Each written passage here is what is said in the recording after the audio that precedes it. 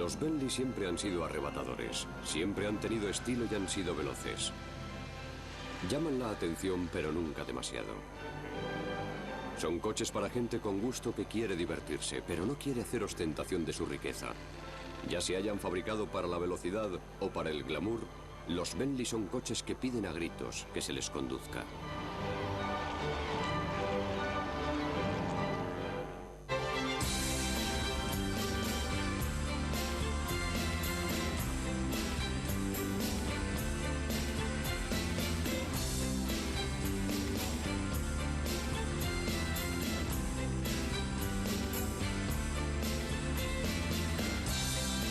Grandes coches.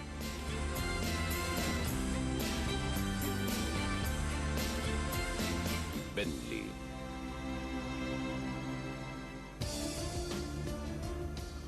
Bentley fue creada por un hombre de gran talento que acabó perdiendo la empresa a manos de un rival. Pero su creación se convirtió en toda una institución británica. Tras varios años convertido en un automóvil de lujo algo anticuado, el Bentley ha vuelto a sus orígenes de coche de alto rendimiento. Y parece lo más apropiado porque su fundador adoraba la velocidad y las carreras. Walter Owen Bentley nació en 1888. Su padre y su abuelo eran oriundos de Yorkshire y estaban muy orgullosos de ello. Su padre era un hombre de elevada posición económica que poseía una buena casa en Londres. El joven Walter creció rodeado de una gran familia. Fue una época muy feliz para el niño. Tuvo una infancia idílica hasta que fue enviado a un internado. Cuando era pequeño le fascinaban las locomotoras. A los 16 años, aceptó un trabajo en el fabricante de ferrocarriles Great Northern, en Doncaster, al norte de Inglaterra.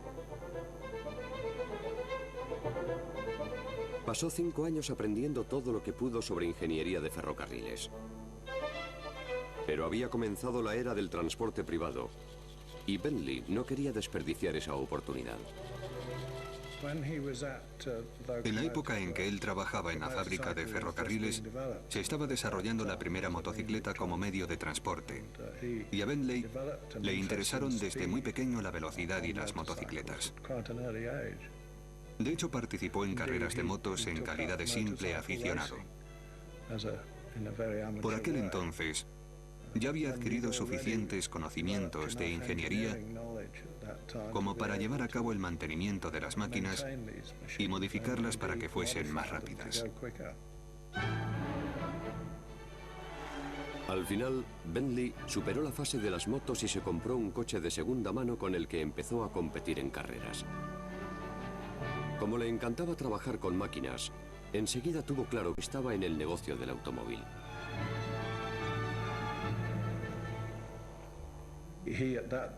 Entonces tenía poco más de 20 años.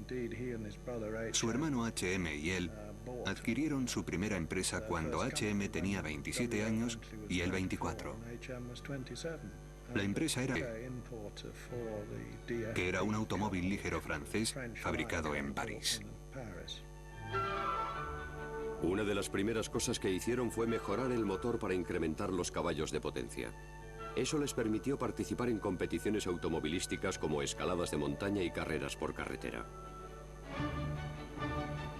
WO creía que la publicidad deportiva tendría un impacto positivo en las ventas de coches. Consideraba las carreras una forma de publicidad. Sus días de competición fueron interrumpidos por la Primera Guerra Mundial, pero ello no le apartó del negocio por completo. La Gran Guerra transformó las tácticas militares para siempre. Fue la primera confrontación entre ejércitos mecanizados. Había tanques en tierra, submarinos bajo el mar y aviones en el aire. Las cualificaciones de Bentley en materia de ingeniería captaron la atención del gobierno, que le reclutó como colaborador en el esfuerzo militar. Durante la Primera Guerra Mundial, trabajó como ingeniero para las Fuerzas Aéreas Británicas, con la misión de diseñar motores de avión. Fabricó 2 motores rotativos Bentley, el BR-1 y el BR-2, uno detrás de otro. Eran unos motores extraordinarios, y los pilotos dependían de esos motores para volver a casa sanos y salvos. Sus revolucionarios motores aéreos se hicieron famosos cuando se instalaron en el Sopwith Camel.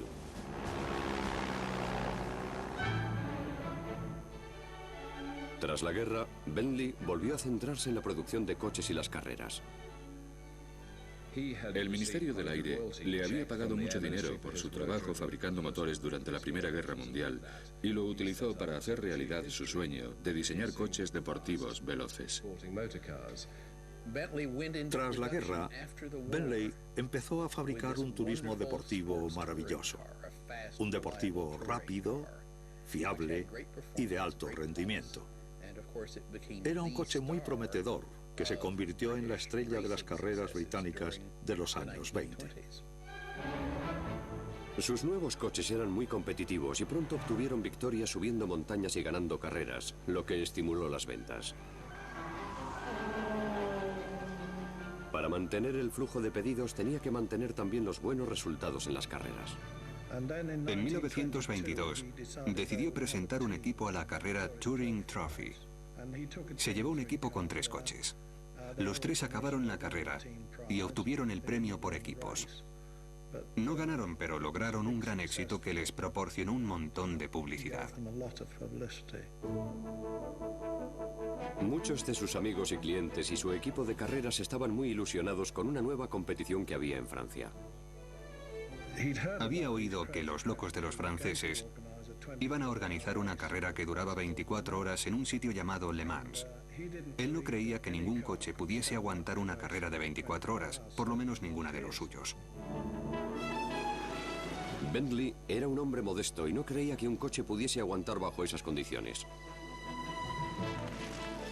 Uno de sus clientes, John Duff, estaba dispuesto a enfrentarse al reto por su cuenta y acudió a Bentley en busca de apoyo. Bentley le prestó al piloto de su equipo y a un par de mecánicos y le deseó buena suerte. En el último momento, sintió remordimiento y decidió viajar en el transbordador nocturno para asistir a la carrera. Y su coche terminó en 4ª posición, lo que bastó para convencerle de la viabilidad de la carrera de Le Mans. A partir de 1924, Bentley envió un equipo a Le Mans todos los años. Sus coches pasaron a identificarse con la carrera. Desde entonces, los equipos participantes estuvieron apoyados por la fábrica. Bentley logró victorias sucesivas a lo largo de los años 20 y primeros años 30. A los pilotos de Bentley se les llamaba los chicos de Bentley y se convirtieron en héroes populares. Eran aristócratas ricos y famosos que solo querían pasárselo bien. Camino de Le Mans solían detenerse en los castillos de sus amigos. Era gente que salía de sus costosas casas de Londres y se detenía primero en el castillo de Leeds, propiedad de la aristócrata Dorothy Paget, que era la patrocinadora del equipo. Vivía en el castillo de Leeds, en Kent. Allí celebraban una fiesta antes de coger el barco para cruzar el canal. Conducían hasta Le Mans, participaban en la carrera, ganaban, volvían y organizaban otra fiesta. Era tan solo una parte más de sus vidas. Eran personajes extravagantes que apuraban al máximo las fiestas y las carreras. Pero cuando tenían que participar en una carrera se ponían el casco. Competían para ganar con enorme disciplina y ganaban. El jefe del equipo, Wolf Barnato, era el heredero de una fortuna de minas de oro y diamantes sudafricanos. Sentía pasión por las carreras e invertía grandes sumas en Bentley. El éxito y la celebridad de Barnato y los demás chicos Bentley ocasionó que se pusiese de moda conducir un Bentley por la ciudad. El verdadero negocio de la empresa era la fabricación de coches normales y corrientes de pasajeros. Coches de lujo, eso sí, pero no coches de carreras al fin y al cabo. No todo el mundo quería un coche normal y corriente. Barnato y los demás cogieron el mismo motor y chasis fabricado para los coches de carreras e hicieron que les diseñasen carrocerías a medida. El resultado, el Speed 6, era un coche deportivo de 6 litros, potente, veloz y de aspecto elegante. Barnato tenía un Speed 6 similar a su Corsica Coupé, que hizo famoso con el nombre de Bentley Bletran. Confiaba tanto en su coche que apostó 150 euros a que podía conducir de Cannes a Londres más deprisa que el tren de alta velocidad francés, el Train Bleu, que unía la Costa Azul con Calais. A pesar de las malas carreteras, las fuertes lluvias, la niebla, la escasez de gasolineras y el pinchazo de una rueda, logró culminar su hazaña. El Speed 6 tenía todo lo que podía desear un conductor exigente. Querían rendimiento, así como fiabilidad y comodidad. Y por supuesto la mayoría de los compradores exigían coches cubiertos. La imagen que tenemos hoy de gente a toda velocidad en Bentley descapotables pertenece a la posguerra de la Segunda Guerra Mundial. En la época anterior, a la gente le gustaba la seguridad. No quería mojarse cuando llovía solo por ir en un Bentley. La versión para carreras del Speed fue un intento de Bentley de mantener a raya a la competencia. Se estaban empezando a utilizar motores sobrealimentados para incrementar la potencia de los coches, pero en su lugar, Bentley prefirió diseñar motores más grandes. No obstante, tras ganar en Le Mans en 1932, uno de sus pilotos, Sir Tim Birkin, regresó convencido de que el futuro pertenecía a los coches de peso ligero y sobrealimentados. Birkin opinaba que para mantener a los Bentley a la cabeza de las carreras había que sobrealimentar su motor de 6 cilindros. El extravagante expiloto de cazas estaba decidido a salirse con la suya. Encargó un sobrealimentador y así nació el Blauer Bentley. A pesar de la reticencia de Walter Owen, fundó una empresa separada que fabricaba Blauer Birkins. Y en 1930 convenció a su compañero de equipo, Wolf Barnato, cuyo dinero mantenía a flote a Bentley, para que financiase la fabricación de 50 coches sobrealimentados de 4 y 4,5 litros para poder cumplir con los requisitos de participación en las 24 horas de Le Mans. El equipo Bentley de 1939 estaba formado por una mezcla de coches sobrealimentados y Speed 6. Cada coche tenía que jugar un papel. El enemigo principal del Speed era el temible y veloz Mercedes SSK del equipo alemán de Rudolf Caracciola. Walter Owen decidió colocar a Birkin, el antiguo combatiente aéreo británico, y su nuevo Blauer superrápido contra Caracciola. Dio instrucciones a Birkin de que apretase el acelerador hasta el fondo desde la bajada de bandera. Su misión era provocar a Mercedes a que le siguiese hasta que uno de los dos se estrellase o se averiase.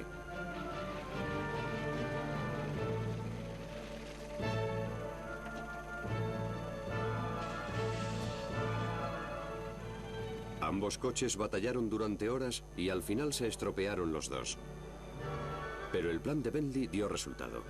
El mismo coche que había ganado en 1929, un Speed 6, volvió a alzarse con la victoria.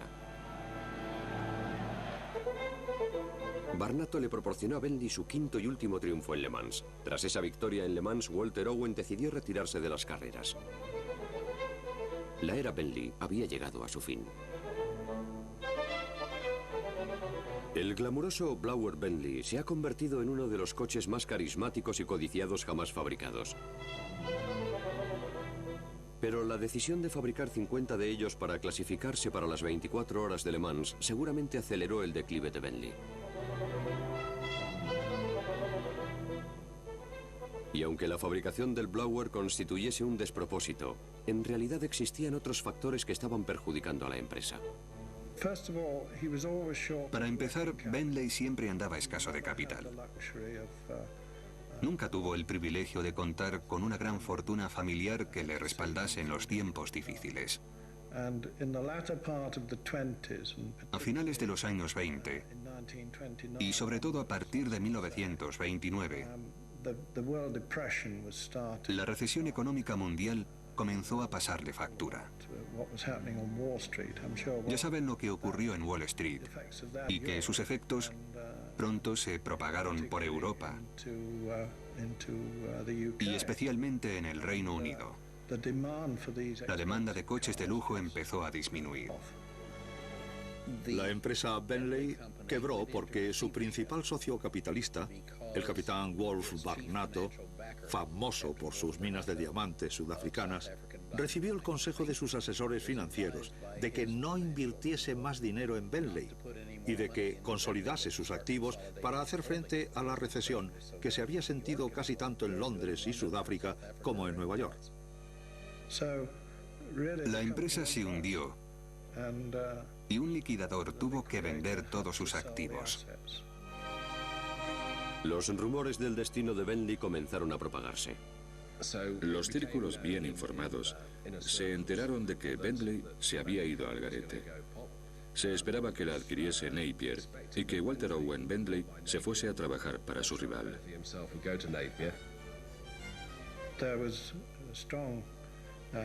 Creo que Napier tenía muchas ganas de hacerse con Bentley y tener a Walter Owen en nómina con el objeto de diseñar un nuevo coche de lujo. Y el propio Bentley contaba con que sucediese así. Napier esperaba comprar los activos de Bentley en una próxima audiencia. En la audiencia, un procurador se puso en pie, afirmó representar al Fondo de Inversión Británico Central y ofreció mucho más dinero. El administrador judicial dijo que no iba a abrir una subasta, pero al final lo hizo y concedió a ambos pujadores unas horas para presentar sus ofertas finales. Al final, el Fondo de Inversión Central Británico se adjudicó la empresa. Poco después, la mujer de WO descubrió que esa empresa, ese fondo de inversión británico o lo que fuese, era en realidad un testaferro de Rolls-Royce que se había apoderado de Bentley. Walter Owen Bentley se quedó traumatizado. Rolls-Royce sabía que si Bentley y Napier se aliaban, se convertirían en un serio competidor. Por eso creo que su principal motivo para hacerse con Bentley era evitar que Napier se apoderase de ella. Junto con la empresa, Rolls-Royce se hizo con los servicios de su presidente Walter Owen Bentley, que por primera vez tuvo que acostumbrarse a recibir órdenes. No estaba al mando de su propia empresa. Rolls-Royce cerró las fábricas de Cricketwood, al norte de Londres, y absorbió la marca Bentley dentro de su propia gama de coches. Existían dos modelos. El primero era el Bentley de 3,5 litros y el segundo, desarrollado a mediados de los años 30, el 4,25 litros. Ambos se basaban en el mismo concepto, pero se creó el 4,25 porque la gente quería que sus coches tuviesen carrocerías más pesadas, como habían hecho con los Bentley en los años 30. Las carrocerías más pesadas necesitaban mucha más potencia para moverse. Se hicieron famosos como berlinas rápidas y cómodas por derecho propio. Fieles a la tradición de Bentley y también a la de Rolls-Royce, estaban dotados de un alto rendimiento. Superaban a un Bugatti y a casi cualquier otro coche de su categoría. Eran muy silenciosos. Se definieron y se promocionaron con mucho éxito como deportivos silenciosos.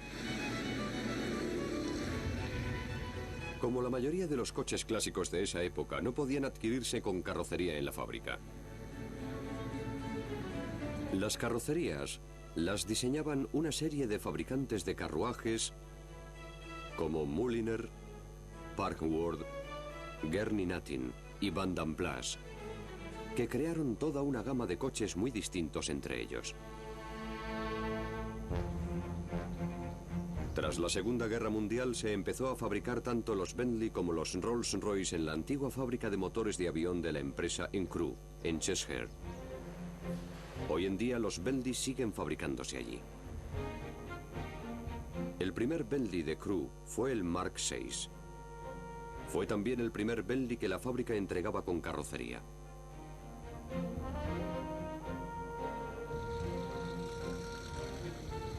En los años 50 el modelo de Bentley más deseado era este Continental tipo R. El veloz Continental era tan potente y resistente como para alcanzar velocidades de 160 km por hora. Su aspecto elegante garantizó que el Continental acabase convirtiéndose en un clásico. En los años 60, los Bentley se habían convertido en Rolls-Royce con un radiador y una insignia distintos. En los años 80 se produjeron varios intentos para resucitar la herencia de competición en carreras de Bentley.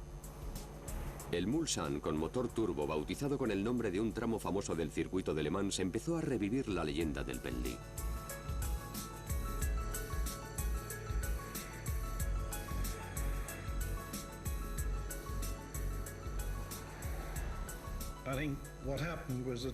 Creo que lo que ocurrió fue que aunque en los años 60 y 70 el Bentley se había convertido en realidad en un coche de ingeniería Rolls-Royce bajo la marca Bentley, la empresa se dio cuenta de que podía utilizar la leyenda de Bentley como una herramienta de marketing para diferenciarlo. En los años 90, la empresa matriz Rolls-Royce atravesó un mal momento. Al igual que Bentley en los años 30, ya no resultaba competitiva y acabó poniéndose en venta. La lucha para apoderarse de una de las marcas más prestigiosas del mundo desencadenó una guerra de intrigas entre pretendientes rivales. La oferta ganadora de BMW resultó superada por una oferta de última hora de Volkswagen, cifrada en 600 millones de euros. Mientras el mundo felicitaba a la vencedora, Volkswagen descubrió que no se había alzado con el premio. El nombre de Rolls-Royce y el logo de la RW pertenecía a la división aeroespacial de Rolls-Royce, que se había escindido de la empresa principal en 1971. Esta división se decantó por BMW y Bentley terminó en manos de Volkswagen como premio de consolación. El primer Rolls-Royce diseñado por BMW apareció en 2003. Era un coche de ultralujo con motor V12 al que se llamó Phantom. A muchos críticos no les gustó su diseño. El objetivo era fabricar 1000 unidades al año a 250.000 euros la unidad. Pero costó venderlas por culpa de su diseño. Los aficionados a los coches se preguntaron si Volkswagen cometería el mismo error de diseño con el nuevo Bentley. Today then, I'm proud to announce the name for this new generation Bentley. The Bentley Continental GT. Era espectacular. Era todo lo que Walter Owen Bentley habría deseado que fuese un coche. Recibió grandes alabanzas de la crítica en todo el mundo. Por supuesto, el Continental GT no podía limitarse a ser un nuevo Bentley. Tenía que ser el Bentley que iba a influir a toda una generación venidera y proyectar los valores de la marca hacia el futuro. El Continental GT combina el rendimiento de un supercoche con la comodidad que solo puede ofrecer una berlina. Acelera de 0 a 100 en menos de 5 segundos y alcanza una velocidad máxima superior a los 288 kilómetros por hora. Creo que podemos atraer tanto a los compradores de deportivos como a los compradores de berlinas y cupés de lujo que hay en el mercado. Con el nuevo Continental GT, Bentley regresa a la edad de oro de los años 20 y las famosas 5 victorias en las carreras de Le Mans. Recupera los valores deportivos de la marca, los coches potentes que lo conectan con su herencia de competición, a la vez que sigue siendo muy lujoso. Creo que es allí hacia donde nos dirigimos con este coche y con los que vengan después. Bentley regresó a Le Mans y obtuvo el primer y el segundo puesto en 2003, justo antes de que la empresa lanzase el nuevo Continental GT. Aunque los nuevos modelos copaban los titulares, la gente seguía sintiendo afecto por los clásicos fabricados cuando mandaba Walter Owen Bentley. Walter Owen Bentley fabricó unos 3.000 coches, de los cuales unos 1.000 continúan en funcionamiento por todo el mundo. Y cuando se conduce uno, se es consciente, por muy poco de mecánica que se sepa, de que se está conduciendo algo especial y único. Creo que ser consciente de todo lo que se ha heredado es un elemento muy importante. Hay quien dice que los Rolls-Royce son para admirarlos y los Bentley para conducirlos. En cualquier caso, se trata de coches que continuarán entusiasmándonos durante muchos años más.